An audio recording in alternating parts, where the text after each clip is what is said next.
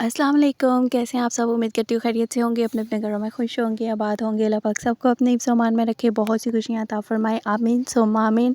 Start करते हैं अपना आज का रिएक्शन।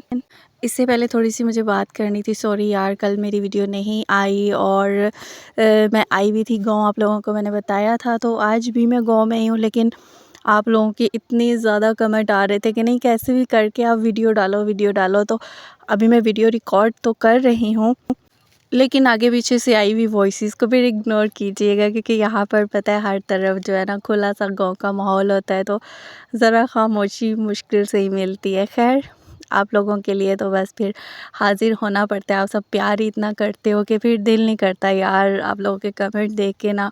फिर मुझे भी कुछ ऐसे लगता है जैसे पूरा दिन कुछ मिस हो गया है, ऐसे जैसे एक फैमिली बनी हुई है ना, डेली एक रूटीन बनी हुई है आप लोगों से बात करने की ना, इसलिए कुछ अच्छा नहीं लगता ना। तो जितनी भी मेरी बहनें मुझे कमेंट कर रही थी, उन सब का दिल से बहुत बहुत शुक्रिया। अल्लाह पाक आप सबको सेहत दे, तंदुरुस्तगी अता फ़रमाए और अपने बच्चों के साथ अपने घर में बहुत ही खुशी से खुशहाली के साथ आप लोग रहो। और बहुत बहुत शुक्रिया आप सबकी दुआओं का। तो स्टार्ट करते हैं अपना आज का रिएक्शन। और जैसा कि कल आपने वीडियो देखी सियानी बाजी की, और कल की वीडियो में दिखाया गया था कि सेकंड वाइफ के बेड के ऊपर बेडशीट बिछा दी गई। मतलब मुझे इतना अजीब सा लग रहा था, मुझे इतनी हंसी आ रही थी ना जब मैंने वो देखा। और बहुत सी उसमें ऐसी चीज़ें थी ना जो आप लोगों के साथ डिस्कस करने का मुझे खुद भी इतना दिल कर रहा था। तो फिर मैंने कहा आप लोगों के साथ ये सब चीज़ें डिस्कस तो करना बनता है। खैर, उसका कल का वो जो व्लॉग था, कुछ मेन ऐसी चीज़ें थी जो आपको बताना ज़रूरी है। सबसे पहले तो मैंने आपको एक फ़र्नीचर की बात बताई थी, आपसे एक फ़र्नीचर की बात डिस्कस की थी, और मैंने आप लोगों को बताया था सेकंड वाइफ यहाँ पर जस्ट 1 मंथ के कंटेंट के लिए आ रही है और फ़र्नीचर रेंट पर लिया गया है। और वहाँ पर जितना भी साजो सामान है वो कोई सियानी बाजी के घर से उठाकर और कोई रेंट का लाकर ही सब चीज़ें पूरी की जाएंगी। क्योंकि जब एक घर बसाना ना हो ना, एक किसी को रखना ना हो, तो फिर बंदा टाइम पास करने के लिए ना यहाँ वहाँ से चीज़ें इकट्ठी करके तो बस गुजारा करता है। तो सेम यही कुछ हो रहा है सियानी बाजी के घर में। बचे कुछ जितने बर्तन थे, मिट्टी के बर्तन, बोतलें खाली, और जो इल्लड़ पिल्लड़ सामान पड़ा हुआ था, सबका सब सामान वहाँ पर इकट्ठा कर दिया गया है। क्योंकि 1 मंथ के कंटेंट के लिए अब सज्जू मियाँ थोड़ी ना अपनी जेब खाली करेंगे।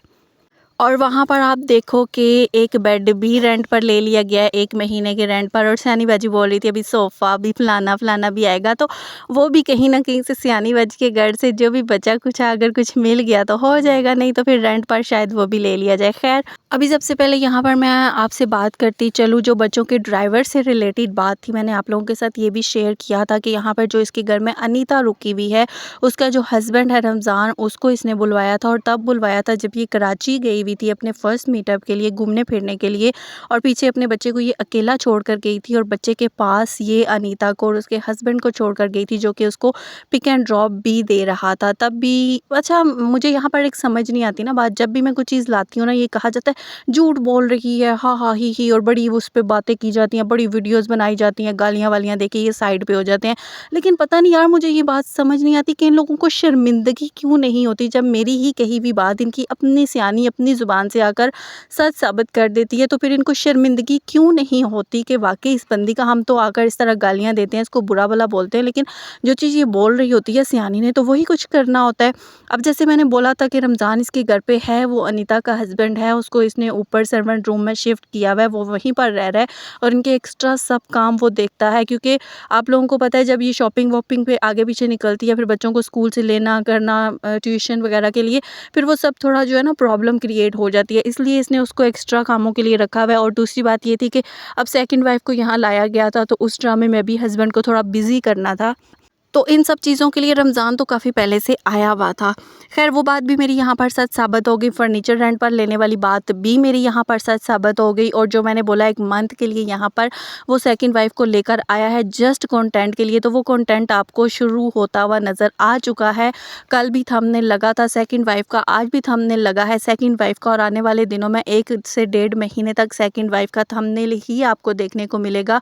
और दूसरी जो मज़े की चीज़ आपको देखने को मिली, सर दर्द वापस आ चुका है। फाइनली सयानी बाजी का सर दर्द फिर से वापस आ चुका है और सयानी बाजी फिर से उसी सर दर्द के साथ बेचारी अबला नारी जीने पर मजबूर हो चुकी है। और वही सर दर्द अब आगे चलकर सेकंड वाइफ और हस्बैंड की बेवफाई में कन्वर्ट होने वाला है। अच्छा, मुझे एक बात समझ नहीं आई। सयानी बाजी ने बोला कि मुझसे व्लॉग अच्छे से नहीं बना क्योंकि मेरे सर में बहुत दर्द था, मेरी तबीयत ख़राब थी, लेकिन उसके बावजूद मैंने ड्राइविंग क्लासेस प्रॉपर ली हैं। अच्छा, जिसको इतना सर में शदीद किस्म का दर्द हो, जिसको नज़र में इतना अफेक्ट पड़ा हुआ हो, जिसकी आंखों में इंजेक्शन लगने वाले हों, जिसने अपनी आंखों को लेकर 3 से 4 दिन का इतना बड़ा कंटेंट बनाया, इतनी सिंपैथी क्रिएट की, मतलब सिंपैथी लेने के लिए पूरा ड्रामा क्रिएट किया, सब कुछ इसने यहाँ पर जो किया, वो आंखों में लगने वाले इंजेक्शन कहाँ गए, वो आंखों का दर्द, आंखों का इलाज कहाँ गया? क्योंकि लोगों को यहाँ पर पता होगा यार, ये तो कोई ढकी छुपी बातें नहीं है ना कि जो आंखों की तकलीफ़ होती है ना, वो एकदम से यूँ जाने वाली नहीं होती कि एक दिन आप बोलो और दूसरे दिन आप बिल्कुल ठीक हो जाओ। और मुझे ये बात समझ बिल्कुल भी नहीं आ रही कि जो यहाँ पर इसको ड्राइविंग सिखा रहे हैं, जो इंस्टीट्यूट से ये सीख रही है, वो कैसे लोग हैं, वो इसको अलाउ कैसे कर रहे हैं कि एक औरत जिसकी आंखों में इंजेक्शन लगने वाले हैं, ये कितना ख़तरा है, कितनी ख़तरे की बात है कि जिसको इतना लेवल का जाकर सर दर्द होता है कि बेचारी बिल्कुल ही जो है ना रह गई है। आपने देखा होगा जो पीछे इतना ड्रामा सर दर्द को लेके होता रहा और आंखों को लेकर, इस सब के बाद इसको ड्राइविंग कोई कैसे सिखा सकता है, ये ड्राइविंग कैसे कर सकती है? सबसे मेन पहला क्वेश्चन यही उठता है और इस पर बोलना चाहिए सबको, क्योंकि ये इसके लिए बहुत ख़तरनाक है, इसके बच्चों के लिए बहुत ख़तरनाक है, जो कोई इसके साथ सफ़र कर रहा है उसके लिए बहुत ख़तरनाक है। क्योंकि देखो, अगर ज़रा सी भी आईसाइट आपकी वीक होती है ना, तो आपको बिल्कुल भी इजाज़त नहीं दी जाती ड्राइविंग करने की। जो लोग चोरी छुपे करते हैं वो अपने लिए ही गलत करते हैं, वो अपने साथ ही जुल्म कर रहे होते हैं, क्योंकि जो हादसात होते हैं ना वो इसी वजह से ही बनते हैं। और इसको तो आंखों में इंजेक्शन लगने वाले थे, इसको तो इतनी ज़्यादा तकलीफ़ थी ना। तो ये सब ड्रामा क्या है? दूसरी बात, ये जो रमज़ान को सामने लेकर आना, अब ये बीवी क्यों लेकर आई? अभी भी इसने नहीं लेकर आना था। अच्छा, हस्बैंड गया हुआ था गाँव और इसको भी कंटेंट बनाना था कि सेकंड वाइफ़ के लिए मैं बेडशीट लेने जा रही हूँ, महान बनना था, सिंपैथी गेन करनी थी। तो अब सेकंड वाइफ़ के लिए बेडशीट लेने जाने के लिए इसको चाहिए थी गाड़ी, ड्राइवर। अब इसको ये था मैं अपनी गाड़ी में जाऊँगी, लोग क्वेश्चन करेंगे कि हस्बैंड तो था नहीं, तुमने तो कभी बताया नहीं, तो तुम्हारे घर पे कौन रुका हुआ है जो पिक एंड ड्रॉप दे रहा है? तो इसने बोला कि मैंने कोई अरेंज किया हुआ है, हमारे रिश्तेदारों में कोई यहाँ पर है। अच्छा, मुझे बताओ इस्लामाबाद में इसके कौन से रिश्तेदार रहे हैं? कराची में तो ये हमेशा बोलती थी ना, रिश्तेदार चलो मानने वाली बात है कि कराची में इसके कोई रिश्तेदार थे भी, लेकिन इस्लामाबाद में इसका कौन सा ऐसा रिश्तेदार है जिसके पास ये ट्रस्ट करके अपना बच्चा भी छोड़ के गई और जो आकर इसकी गाड़ी भी चला रहा है? मतलब इस्लामाबाद में अगर कोई रिश्तेदार रह रहा है तो ठीक ठाक होगा ना, मतलब कोई ठीक ठाक खाता पीता होगा, तो वो आकर इसके घर में ड्राइवरी कर रहा है। मतलब किसको बेवकूफ़ बनाती है? और बेडशीट का कंटेंट इसने दिखाया, लेकिन बेड ले लिया, लेकिन उसका कंटेंट नहीं बनाया। पूरे रावलपिंडी इस्लामाबाद में इसको अपने घर का फर्नीचर नहीं मिला। आपने देखा पूरा महीना ये इसी चीज़ का ड्रामा करती रही, इसको फर्नीचर नहीं मिल रहा था, लेकिन जब सेकंड वाइफ़ के फर्नीचर की बारी आई तो वो रातों रात अचानक से सेकंड वाइफ़ का बेड भी नमूदार हो गया, मैट्रेस भी मिल गया, सब कुछ अचानक से मिल गया। मैट्रेस के ऊपर कवर भी चढ़ा हुआ था, मतलब प्रॉपर हर चीज़, वो भी हस्बैंड भी नहीं लेने गया। क्योंकि आपको पता है हस्बैंड वाइफ का ना, ये तो एक सॉक्स का सेट भी लेने जाते हैं ना, तो उसमें भी ये प्रॉपर एक वीडियो कंटेंट की बना लेते हैं। तो हस्बैंड के पास भी अगर चूल्हा लेकर आते वक्त भी उसने कहा चूल्हा तो दिखाया नहीं, शॉप से ख़रीदते हुए थे, ये सब कुछ करते हुए ना वो भी ये कंटेंट बनाते हैं।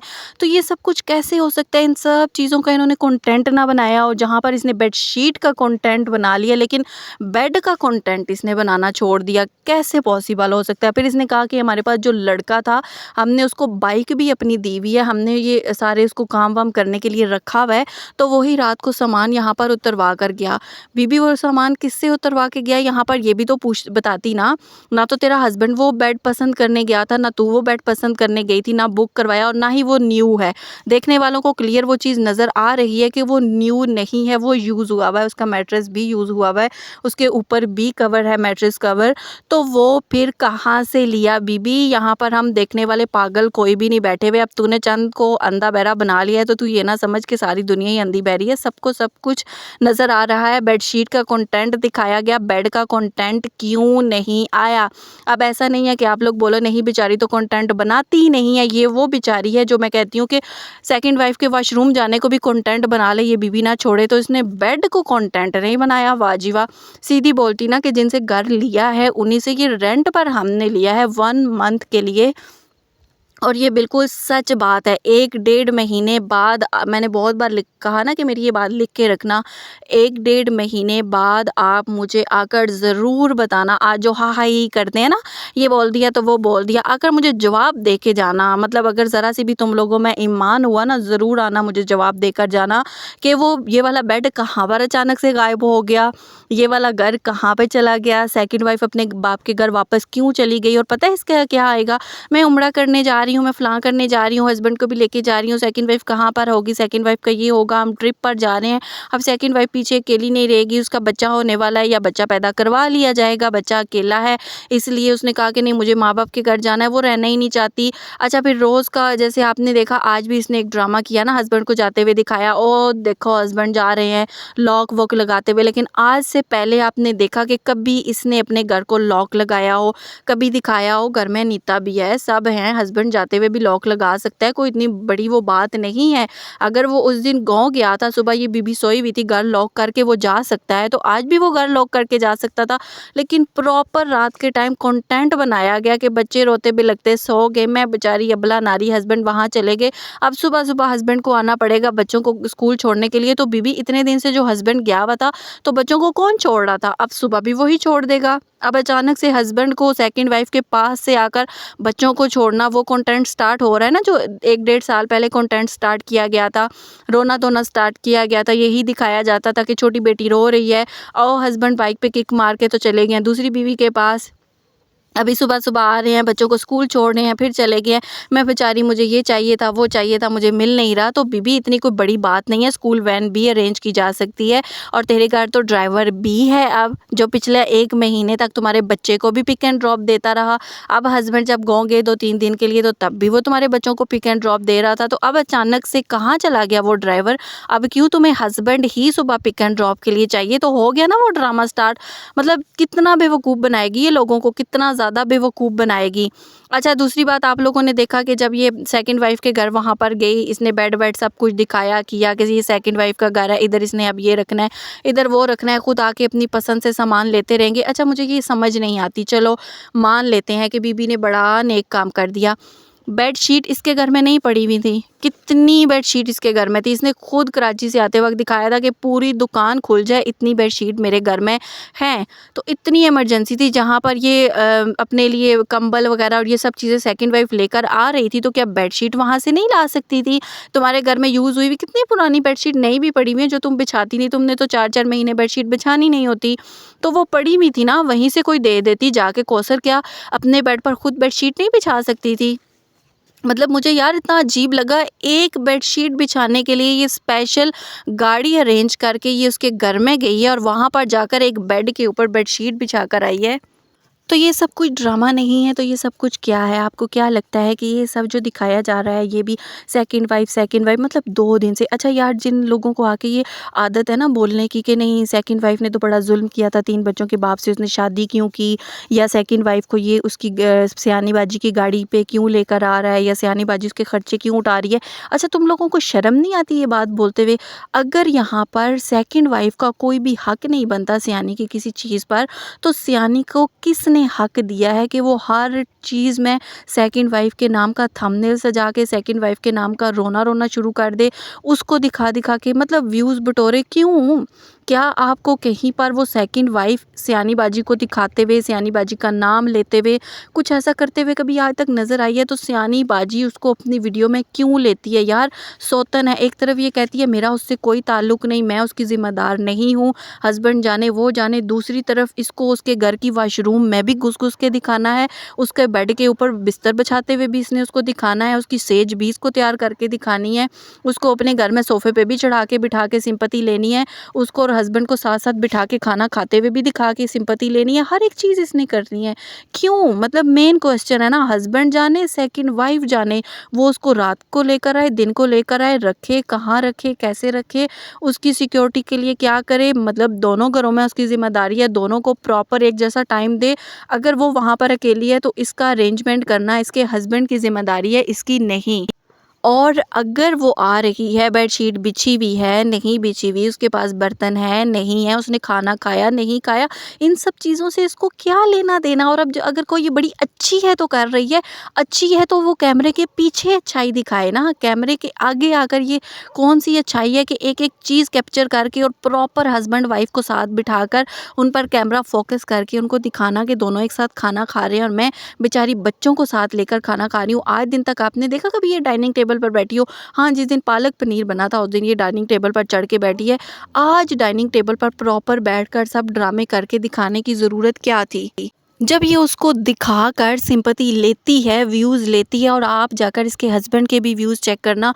नॉर्मली इसके हस्बैंड को व्यूज़ आते हैं 10,000 12,000, अब लाख से ऊपर व्यूज़ आ रहे हैं। तो यार कैसे कैसे तुम लोग इस चीज़ को डिनाई कर सकते हो कि वो सेकंड वाइफ के नाम के व्यूज़ नहीं है, वो सेकंड वाइफ के नाम का सदका नहीं है, सेकंड वाइफ को यूज़ नहीं किया जाता, वो इनका कंटेंट नहीं है। ये हस्बैंड वाइफ दोनों पूरे तरीके से उसको यूज़ कर रहे हैं।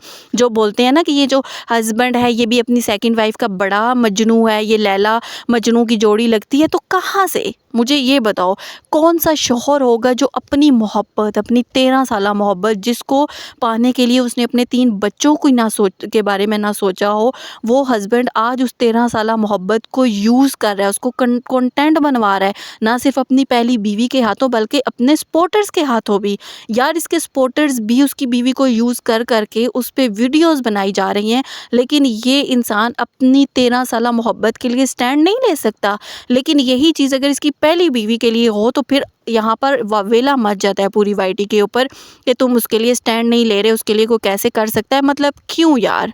जब दूसरी बीवी का चैनल नहीं है, दूसरी बीवी वाइटी नहीं चला रही, दूसरी बीवी अपना साइड पे है, तो उसको वाइटी के ऊपर घसीट घसीट कर लाने की इजाज़त क्यों दी जा रही है?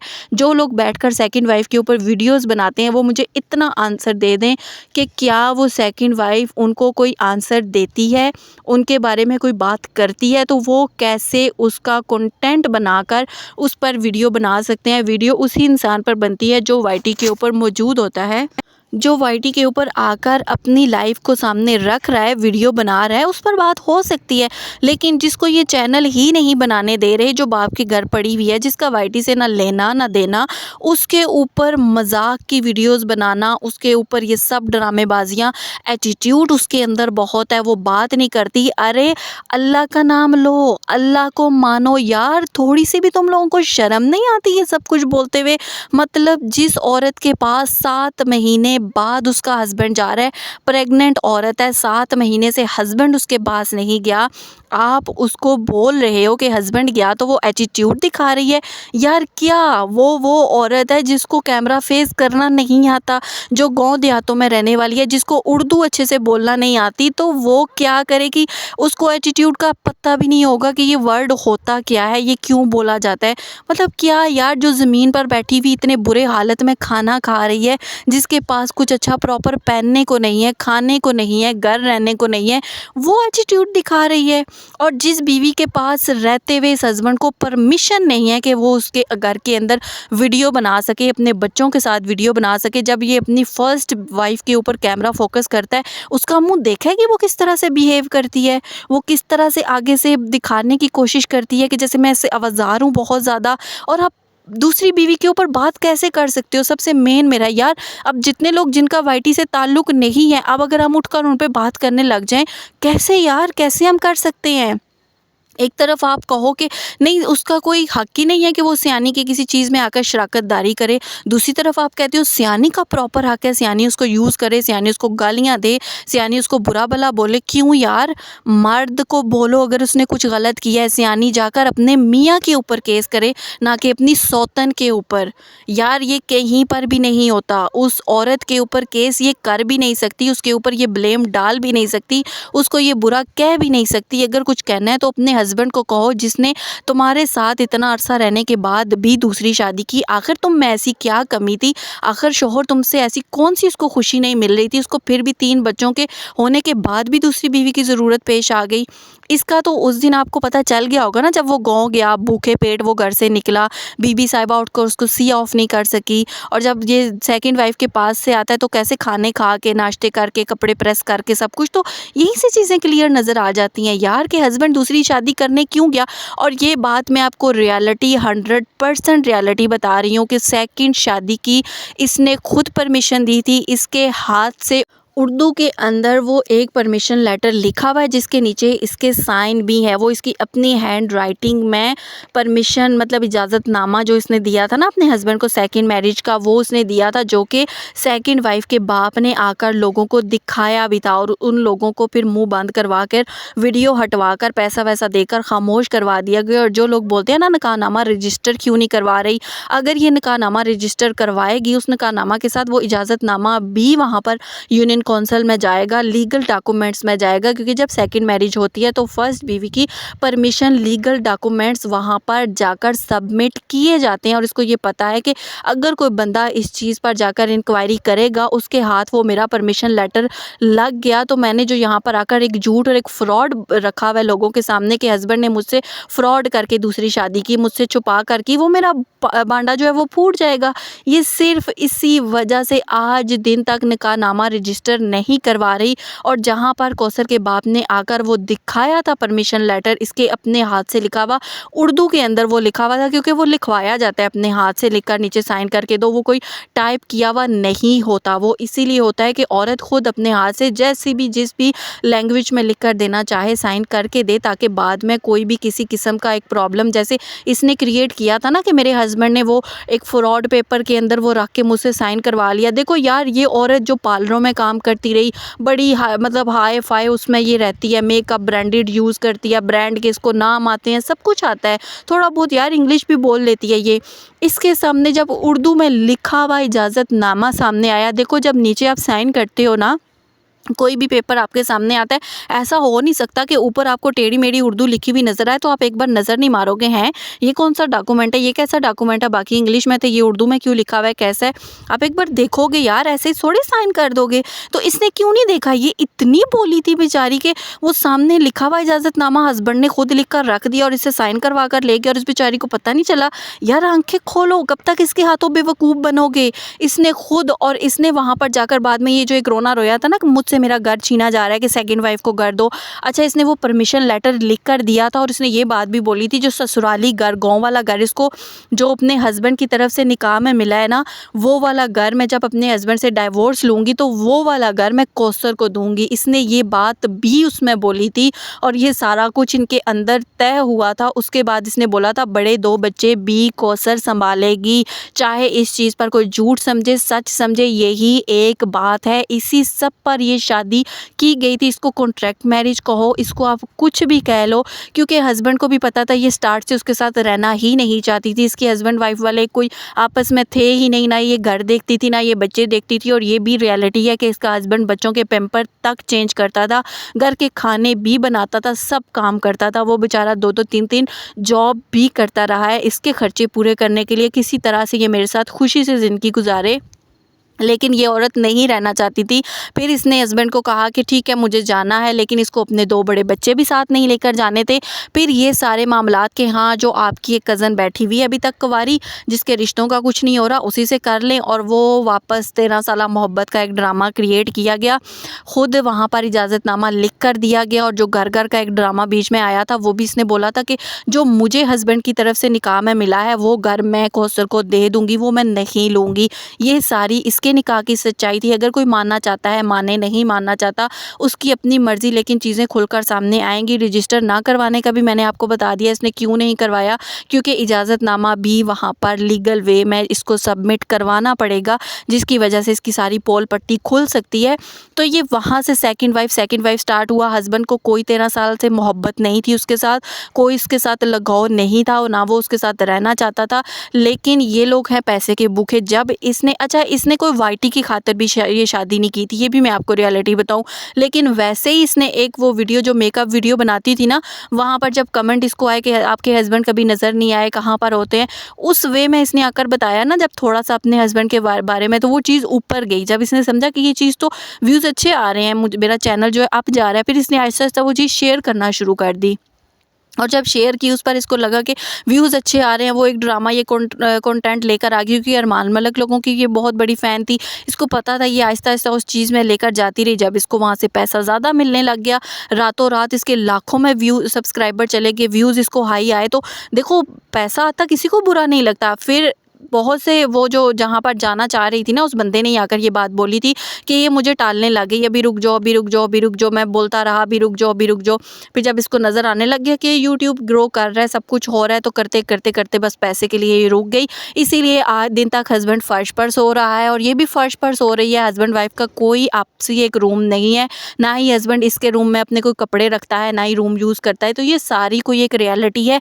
और अब जब इन हस्बैंड वाइफ को फिर से कंटेंट की ज़रूरत होती है, जब से इसका चैनल डाउन में जाना शुरू होता है, इसको अप करना होता है अपना चैनल, तब सेकंड वाइफ आती है, उसको यूज़ किया जाता है, वापस लात मार दी जाती है। नहीं तो कौन सी 13 साला मोहब्बत ऐसी होती है कि हस्बैंड उसको 7-7 महीने पूछे ही ना, वो बाप के घर पड़ी रहे और हस्बैंड यहाँ पर उस बीवी के साथ रह रहा हो जिसको उससे प्यार ही नहीं है। मतलब कहती है ना, हस्बैंड को मुझसे प्यार नहीं है, सेकंड वाइफ से है। जब इससे प्यार नहीं है तो इसके पास 7-7 महीने क्या करता रहता है, और जिससे प्यार है उसके पास 7 महीने जाते ही नहीं है। एक यार देखो, कॉमन सेंस की बात है ना, समझने की बात है। इतनी कोई बड़ी साइंस नहीं है कि लोग कहें कि नहीं हमें समझ नहीं आ रही क्या हुआ, कैसे हुआ, किस तरह हुआ।